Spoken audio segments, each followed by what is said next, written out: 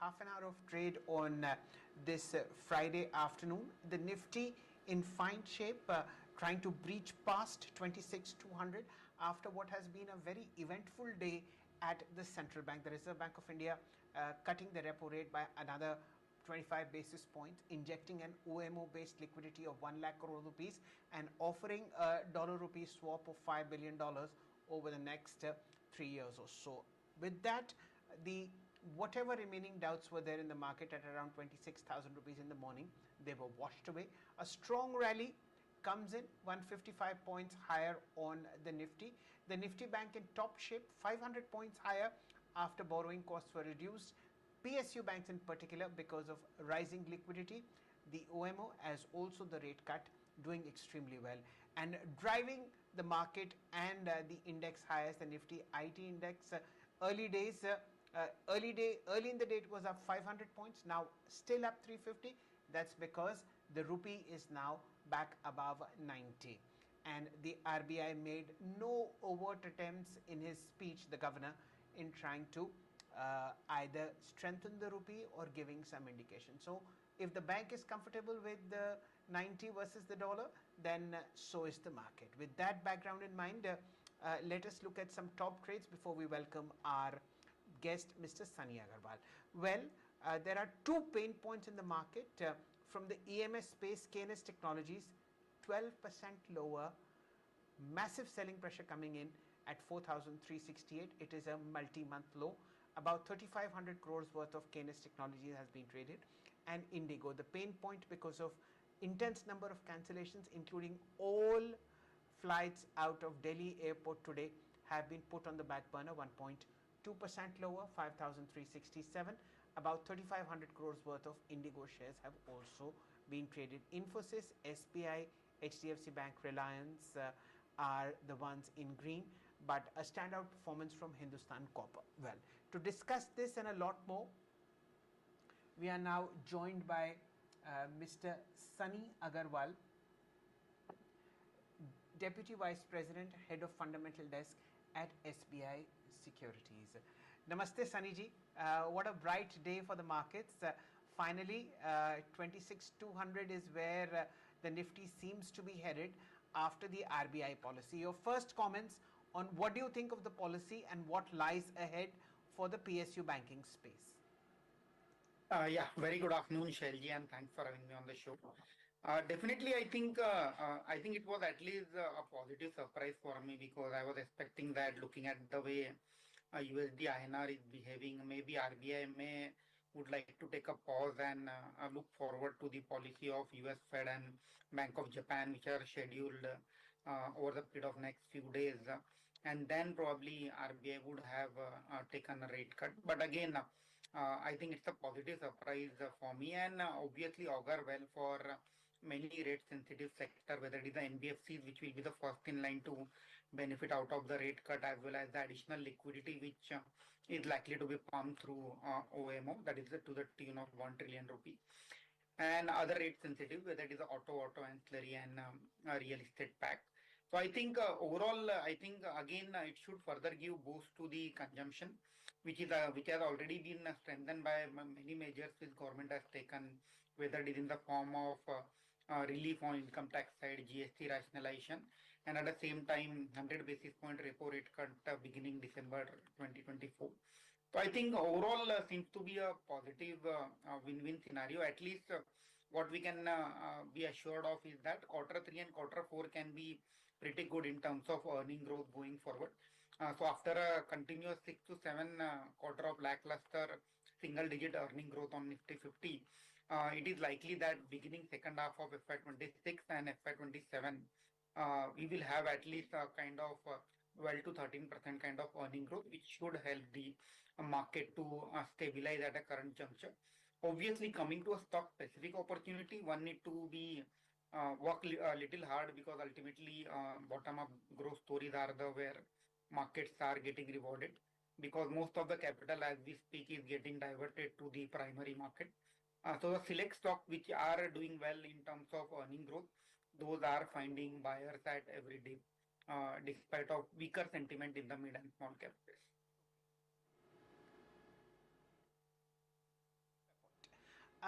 How is this?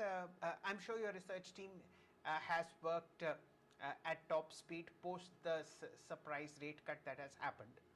How do you see this getting reflected in the market? Any picks that might have changed at SBI Securities? Any stocks or earlier buy reports which may be re-emphasized after this quarter point rate cut? Yeah, so post this rate cut, I think NBFCs continue to remain the favorite because they are the one who are likely to benefit, will be the first in line to be one of the key beneficiary of this rate cut. And the same is getting reflected in the today's market also. So if you look at top gainers, predominantly likes of Shriram Finance or Bajaj Finance, Mahindra and Mahindra Financial Services, those are the few names which are leading the chart. So one stock among the NBFC which we like is Mahindra and Mahindra Financial Services, where we believe that it's a beneficiary of on the two front. One is obviously because of rate cut, cost of fund is likely to reduce, and second, it is a proxy play on vehicle industry, which is again looking very good in terms of volume growth. So Mahindra and Mahindra Financial Services, we believe the fair value is closer to 410,420. So keeping that price target in mind, we have recommended that stock to our client. Another stock, although banking as a name, banking as a sector will find some NIM will come under pressure for one more quarter because of the recent rate cut. To some extent, will be partially offset by the recent cut in CRR requirement. But overall, it seems that the recovery in NIM for banking sector is will get pushed ahead to quarter four of fiscal year 26.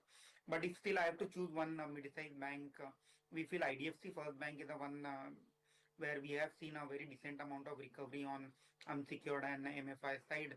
So their credit cost should stabilize. And there we feel IDFC First Bank with a price target of 93.1 can look from a medium to long-term perspective. So again, many sectors, Tata, among the commercial vehicle space, we like both Ashok Leyland and Tata Motors. So we feel second half of FY26, commercial vehicle as an space is likely to do well in terms of volume growth. And both the leading player, Tata Motors and Ashok Leyland, are likely to be the key beneficiary in a medium to long term. Okay, so four stocks, ladies and gentlemen: M&M Financial Services, IDFC First Bank, Tata Motors, and Ashok Leyland is where renewed emphasis is post this surprise 0.25 basis point rate cut that the RBI governor just announced about 4 hours ago. Mr. Agrawal, paint for us a scenario of the money market. 1 lakh crore of OMO and a dollar rupee swap of $5 billion over the next 3 years. How is this likely to calm the money markets?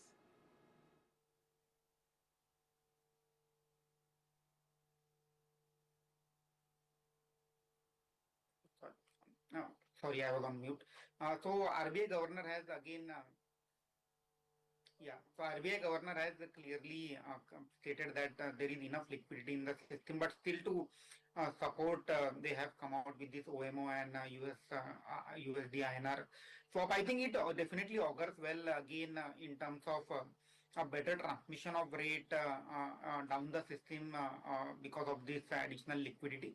And obviously cost of fund at a shorter end of the curve is likely to reduce, which will again augur well for all the rate sensitive sector, including NBFC. So I think overall the push towards the consumption and lower interest rate, which is a kind of calibrated strategy by government as well as RBI, that seems to be playing out. And again, there is a renewed thrust over there and should definitely augur well for the entire rate sensitive sector, especially for sectors where money is the raw material like NBFCs, which are kind of one of the key lending partner for all the consumption related basket, whether it is a consumer durable or whether it is automobile or personal loan or credit card loan. Okay, fair point. So that's the thought process that is on the liquidity market. So that takes care of the RBI action that the market was looking forward to. And now, post a very strong GDP that came in on Friday, then the RBI policy. Let us now analyze both these thoughts with respect to mid caps and small caps. Sunny, we have seen this rally being very narrow and limited to the Nifty. What are the chances and what are the probabilities that you will see it percolating down to mid caps or small caps? What are the chances that we might see a better first quarter calendar 2026 for mids and smalls? Yeah, so again, Shailji, one thing we have to keep in mind that till the time primary market is very buoyant and the kind of paper supply we are seeing, whether it is through IPO, bulk block deal, promoter offloading stake through offer for sale, I think the ultimately the money which is to go in the mid and small cap segment, that is getting diverted to absorb all this kind of paper supply. So I think that is one of the key reasons we are not seeing a very exuberance in mid cap and small cap space.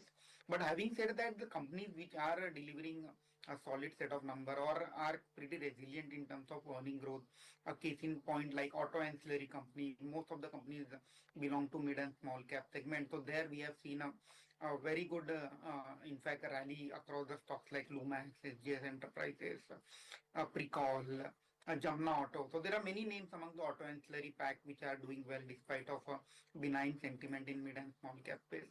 Similarly, a smaller segment like PEB, there we have seen that the market continue to reward a market leader like InterArc Building Solution. So that company continue to appreciate despite sentiment in mid and small cap space.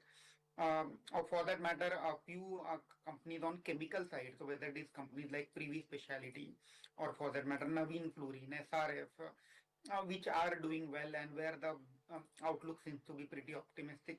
So again, mid and small cap space, although right now market is very stock specific and rewarding only handful companies which are where the visibility of earning is pretty robust. But I think going forward as we move towards the India-US trade deal, once that overhang is behind us, maybe we may see a stability in USD INR and that should help some broader market to start participating in the rally, maybe 1 or 2 months down the line. But again, I think one should not lose hope that only large cap is the space to be in.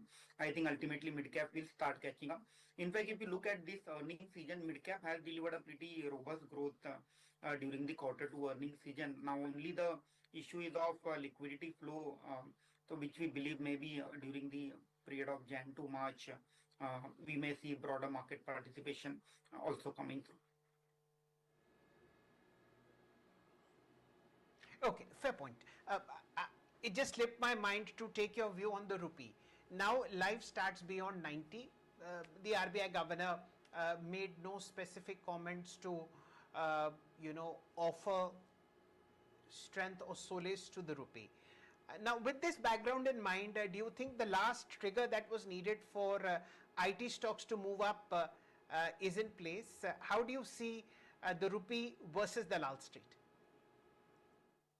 Yeah, so again, obviously, depreciating rupee augurs well for all the export-related businesses. So whether it is IT, in IT, we believe that 1% rupee depreciation leads to usually 40 to 50 basis point improvement in EBIT margin. And during the last 10 to 11 months, we have seen rupee depreciating by closer to 5%.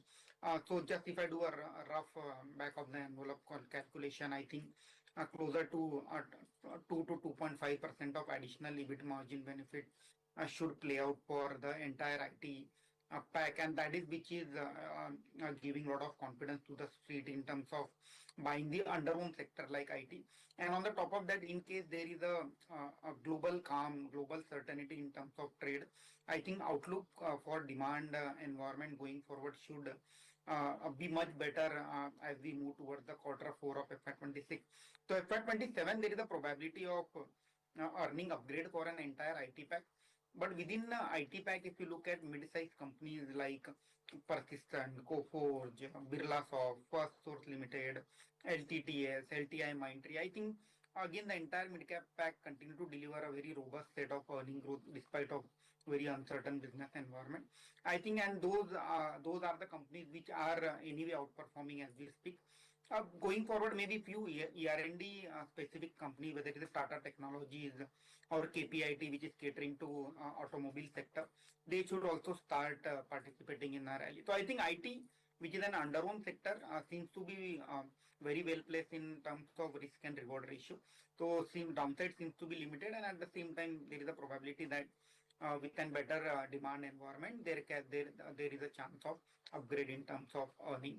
Having said that, the beneficiary of rupee depreciation, obviously, there are many other sectors which will also benefit out of that. So whether it is the textile sector or for that matter pharma.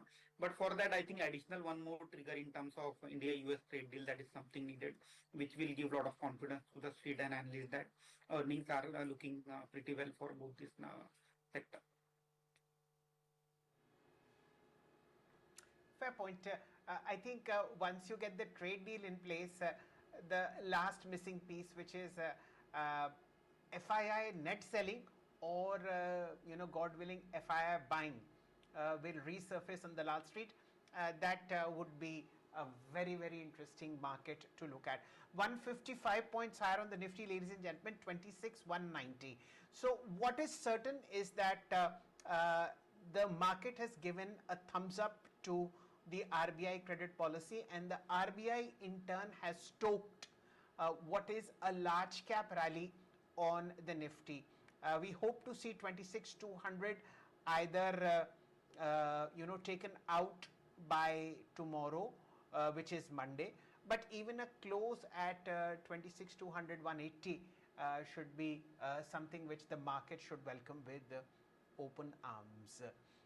A view on the defense space, Sunny. Russian President Vladimir Putin is in town. Lots of expectations getting built into counters like BDL, HAL. How is SBI Securities watching this space? Again, yes, no doubt. I mean, the kind of order book which all the defense companies are sitting on, the revenue visibility is pretty strong for the entire defense pack.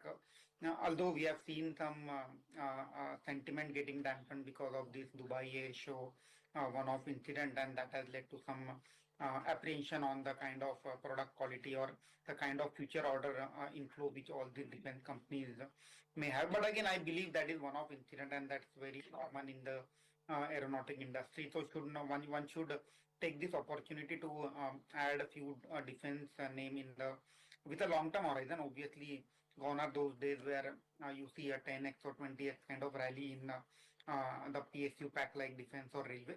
If your expectation is closer to 15-16% kind of CAGR return, then few large cap names like BEL, HAL, Masgod, which are leader or have got a niche in their respective product or technology, can deliver a fantastic return. Among the private pack, Zen Technology is the one company, although FY26 is a year where the growth is likely to be muted because of delay in order inflow. But we are pretty confident that FY27 and 28 should be the year where they can deliver a healthy earning growth. So it's a good opportunity where one can accumulate companies like Zen Technology or solar industries from a medium to long term perspective.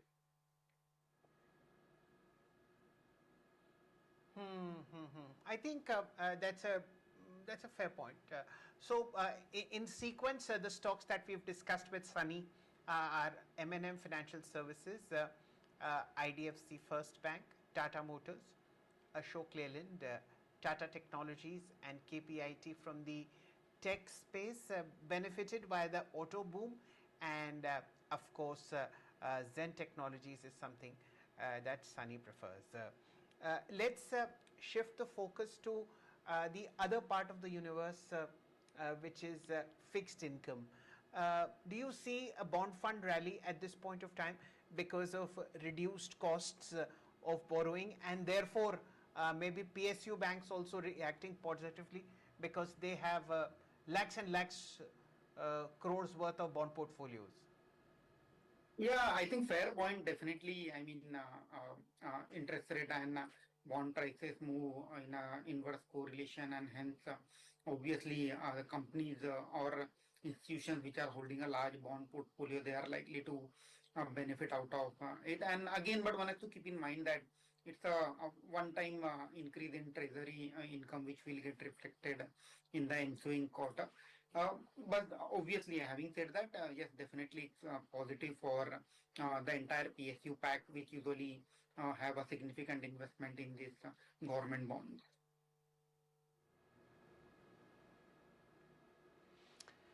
Okay, 325, the day draws to a close. Sunny, what are you avoiding at this point of time? What doesn't look good to you with the rupee moving beyond 90? Good, look good, right? Yeah.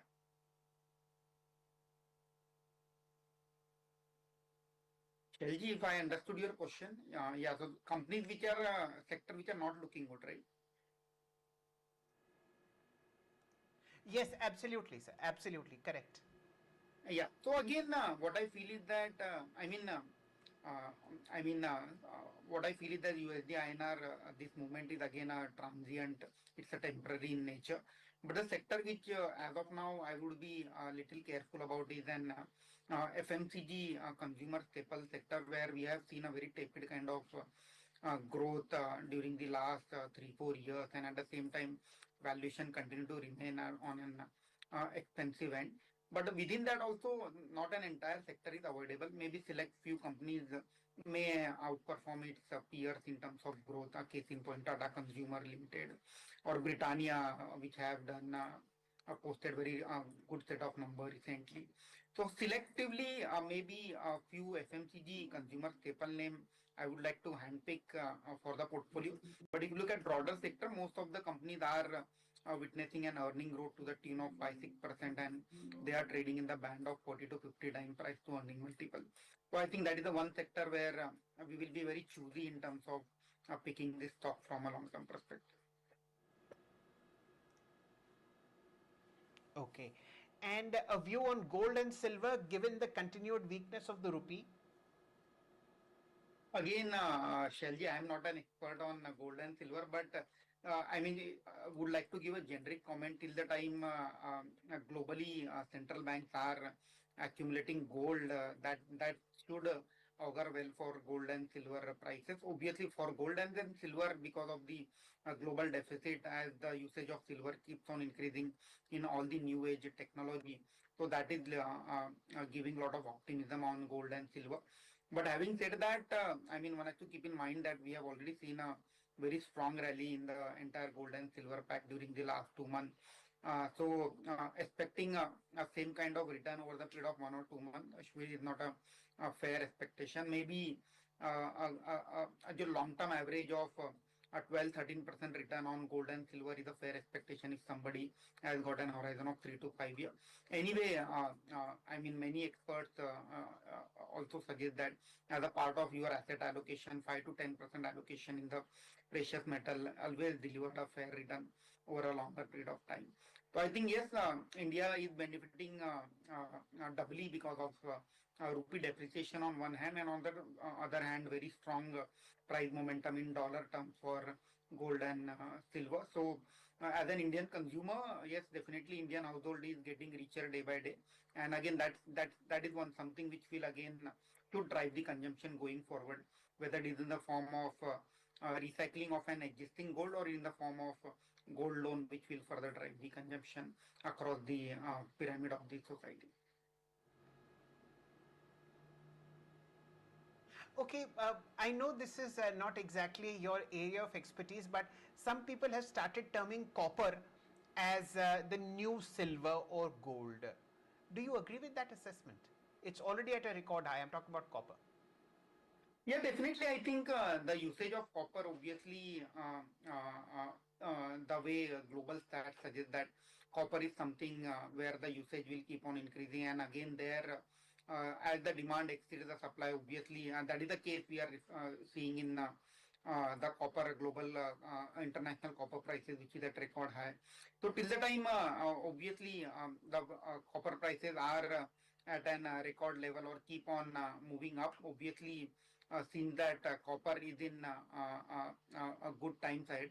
And again, if you look at the consumption or end use of copper, whether it is across cables or any new age businesses, data center, the kind of power consumption we are seeing, which is going to increase to or cater to all this AI or data center requirement, seems that copper is the commodity which will be required by each and every nation going forward.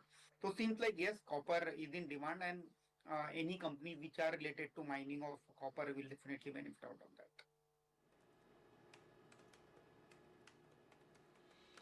Okay, with that, Sunny, thank you so much for your time. The markets have also ended a smart gain, 150 points higher on the Nifty, 440 points higher on the Nifty Bank, and a triple century on the IT index. The markets have appreciated and given a thumbs up to RBI governor's steps to reduce credit costs further and to improve liquidity in the money market. Thank you for watching.